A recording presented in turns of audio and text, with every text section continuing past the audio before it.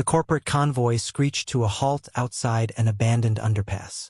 3 black SUVs. Emergency lights slicing through the darkness. The sound of car doors slamming echoed off concrete pillars covered in graffiti. In the middle of it all stood a boy, 15 years old. Skinny, torn hoodie, lip bleeding, face bruised. His name was Dre, and behind him, pressed against the cold concrete wall, terrified and shaking, was Ariel Ross, 16 years old, daughter of Elena Ross, CEO of one of the largest tech conglomerates in the country. 2 private contractors in tactical gear advanced with military precision. One of them, built like a tank, radio in hand, growled at Dre. "Move, kid. She's coming with us." She ran away for a reason. Dre's legs trembled. His fists clenched. But he didn't move. A powerful voice cut through the chaos. "That's my daughter." Elena Ross stormed through the security perimeter, surrounded by board members and personal guards. 51 years old. Gray suit. Sharp eyes burning with fear and rage. "She wouldn't run from me. Someone lied to her." Dre shouted back, voice cracking with desperation. "She trusted the wrong friend. Your CFO tricked her into leaving." One of the contractors pulled out a tablet, holding it up for Elena to see. "Ma'am, we have a filed report from your chief financial officer stating that Miss Ross was unsafe at home. We're acting under legal protocol." Ariel sobbed behind Dre. "He told me I'd ruin your reputation if I stayed. He said you wanted to send me away, that I was destroying your career." Elena froze. Her eyes went wide. Her breath caught. Dre stepped forward. This skinny street kid facing down armed professionals and corporate power, and said the words that would unravel everything. "He wanted her gone so he could take your seat. And if you don't stop him now, your whole fortune goes next." The entire convoy went silent. Elena stared at Dre, at her daughter, at the contractors who'd been hunting them. And in that moment she realized the person she'd trusted most had betrayed her. And the kid she'd never noticed had saved her daughter's life. This is the story of Dre Malik, a boy the world ignored, and the night he exposed a conspiracy that almost destroyed a billion-dollar empire. This is a story about perception, about how the world ignores the ones who see the truth, about how power blinds people to the dangers closest to them, and how sometimes the person with nothing is the only one brave enough to risk everything. It's about a street kid who mattered to no one, until the moment he became the only person who could save a family from collapse. Before we dive into Dre's story, hit that subscribe button and turn on notifications. We share stories about courage, justice, and people who fight for what's right, even when the world refuses to see them. Drop a comment below. Where are you watching from? We'd love to hear from you. Now, let's go back to the beginning. Dre Malik was 15 years old. He'd been homeless for 3 years. He slept wherever he could find warmth. Subway grates, building vents, abandoned parking garages. His current spot was behind the service entrance of Ross Industries' corporate tower. 43 stories of glass and steel, a monument to wealth and power. The building's heating vents pumped warm air into the alley at night. It wasn't comfortable, but it kept him from freezing. Dre didn't panhandle, didn't cause trouble. He kept his head down and tried to survive each day. But he wasn't invisible by choice. He was invisible because that's what people decided he was. Executives walked past him every morning without seeing him. Security guards told him to move along, but never asked his name. Tourists stepped over him like he was part of the sidewalk. But Dre saw everything. He watched people, learned their patterns, read their body language. He collected discarded newspapers from trash bins and read them cover to cover.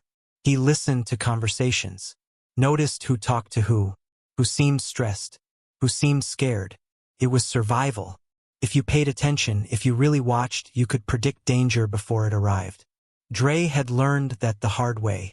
3 years ago, he'd had a mother, an apartment, a school.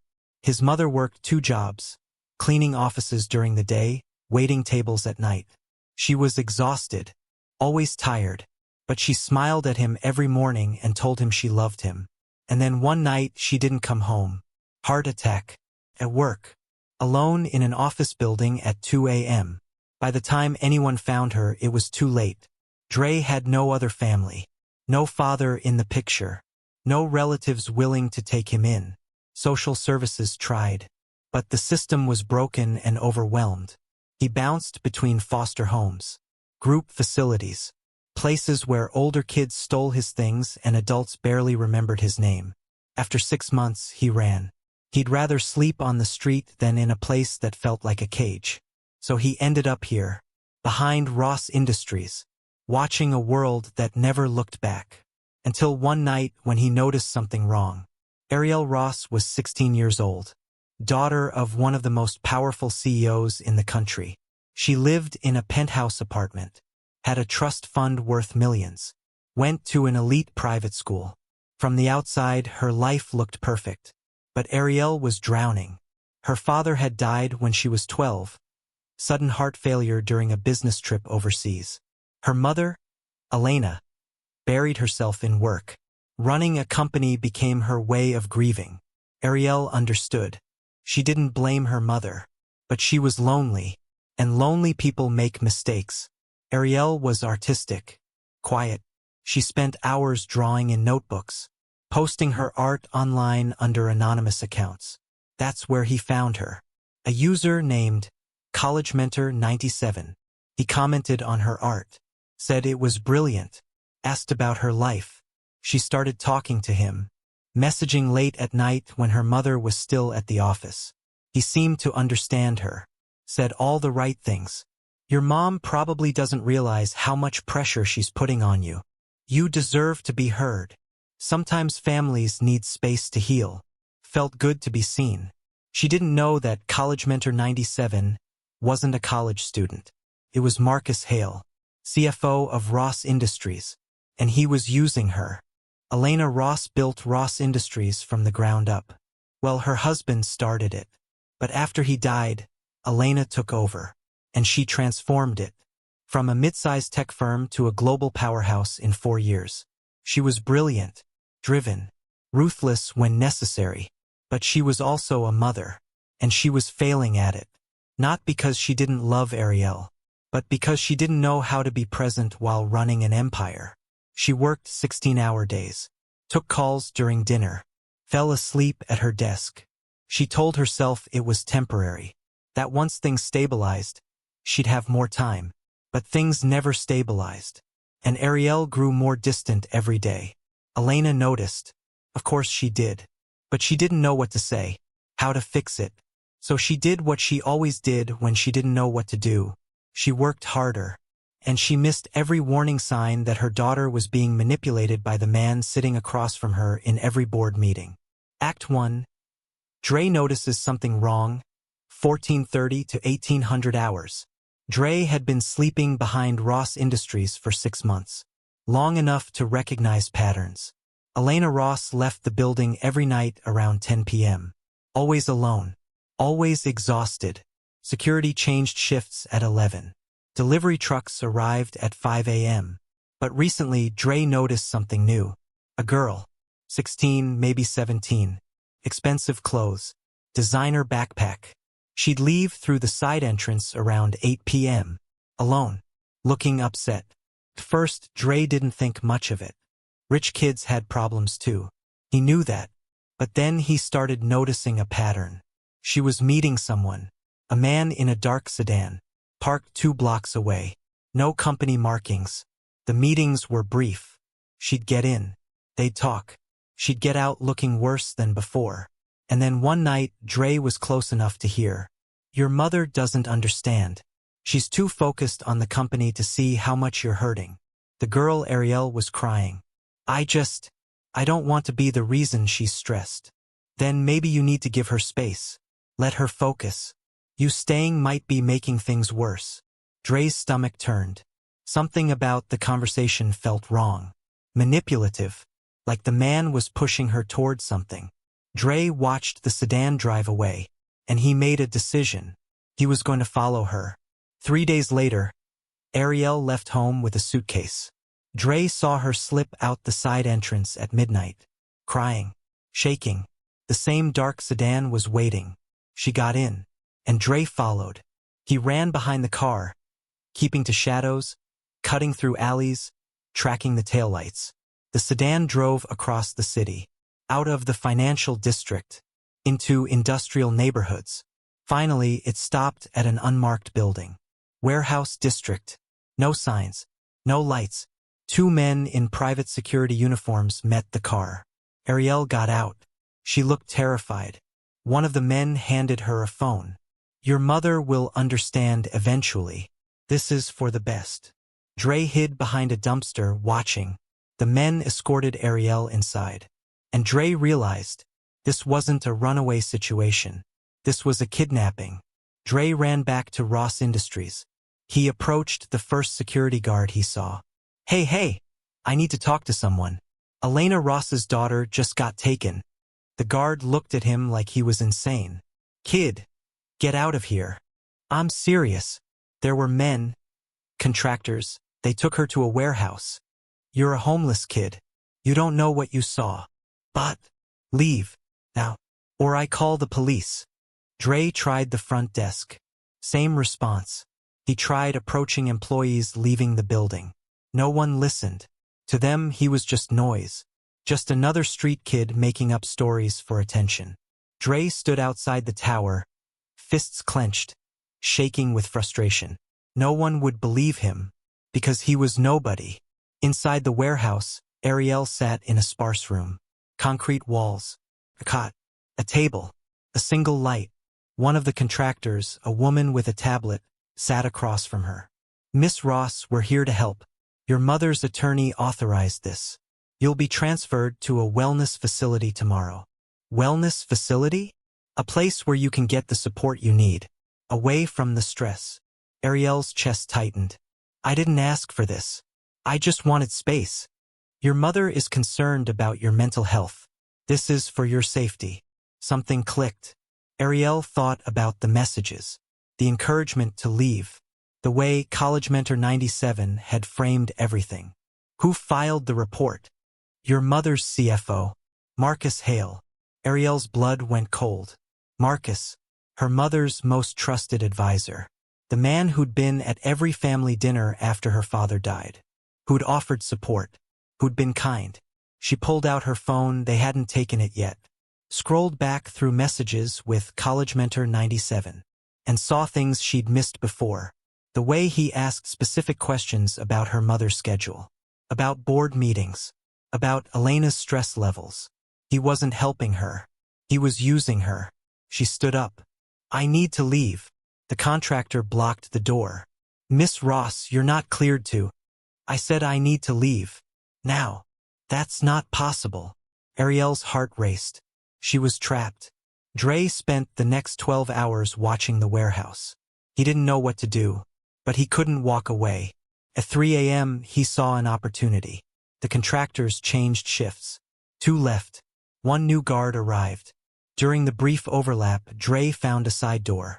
Rusted. Unlocked. He slipped inside. The warehouse was maze-like. Rooms with filing cabinets. Old equipment. Concrete hallways. He found her in the 3rd room. Ariel was pacing. Panicking. Dre knocked on the doorframe. She spun around. Saw him. Backed away. Who are you? My name's Dre. I saw them bring you here. I followed. Are you with them? No. I'm nobody. But I know this is wrong. Ariel stared at him. The skinny kid in a torn hoodie. Bruised face. Dirty hands. Why would you help me? Because someone should. She didn't have time to question it. The doors locked from the outside. Dre examined it. Old building. Old locks. He pulled a bent piece of wire from his pocket. Something he'd learned to use on dumpster locks. 30 seconds later, the door clicked open. Come on. We have to move. They ran.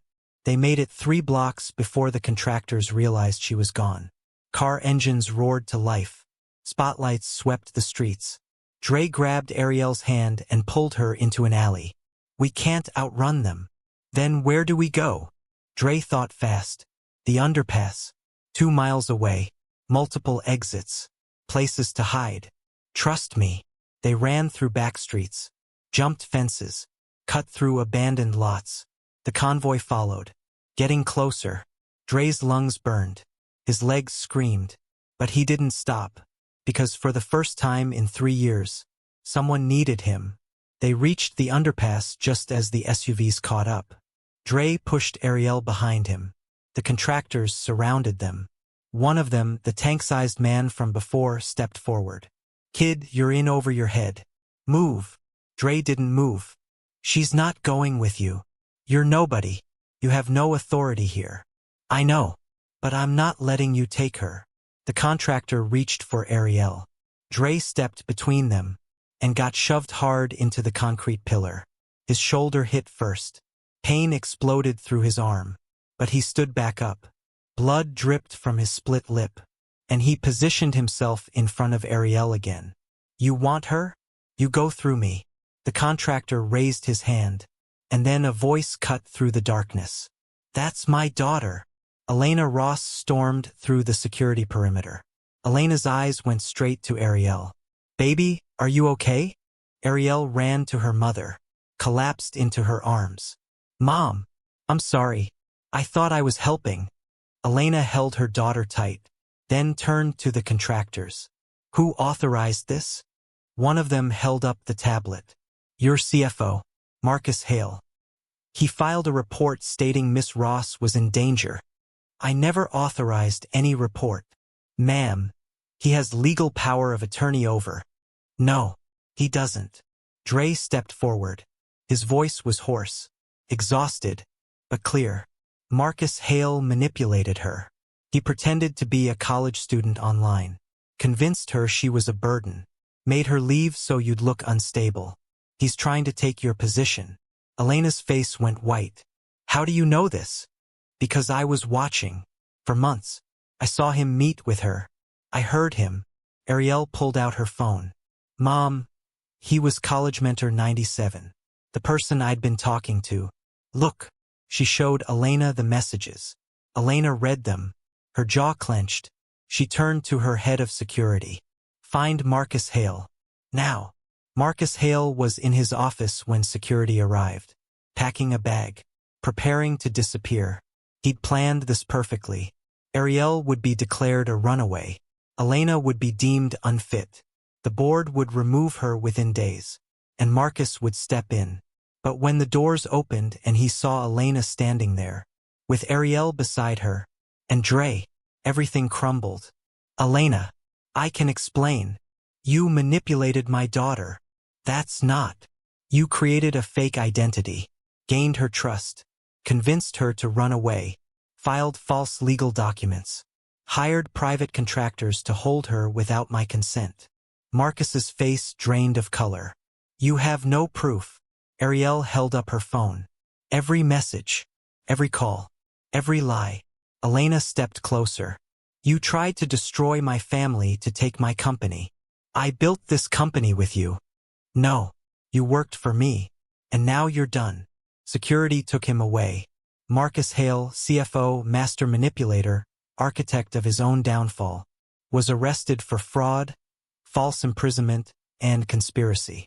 After Marcus was gone, Elena turned to Dre. He was sitting on the curb, bleeding, exhausted, shaking from adrenaline. Elena knelt beside him. "What's your name?" "Dre." "Dre, you saved my daughter's life." He shook his head. I saw something wrong. I couldn't ignore it. Most people would have. I'm not most people." Elena was quiet for a long moment. "Where do you live, Dre?" "Nowhere." "Do you have family?" "No." Elena looked at her daughter, then back at Dre. "That changes today." 3 months later, Dre stood in front of a mirror. Clean clothes, new shoes, haircut. He barely recognized himself. Elena had arranged everything. Private apartment, fully furnished, paid for a year in advance, enrollment in a good school, tutors to help him catch up, and a part-time job at Ross Industries, working in their community outreach program, helping other homeless youth. But more than that, he had a family now. Elena and Ariel invited him to dinner every week, checked on him, made sure he was okay. For the first time in 3 years, Dre had a home.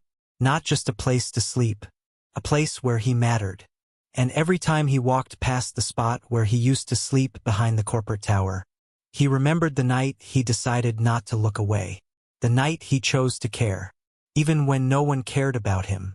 In a world where people with power look upward, Dre looked sideways. And he saw the truth no one else would. He proved that you don't need money or status to change someone's life. You just need to pay attention. To care when it's easier not to.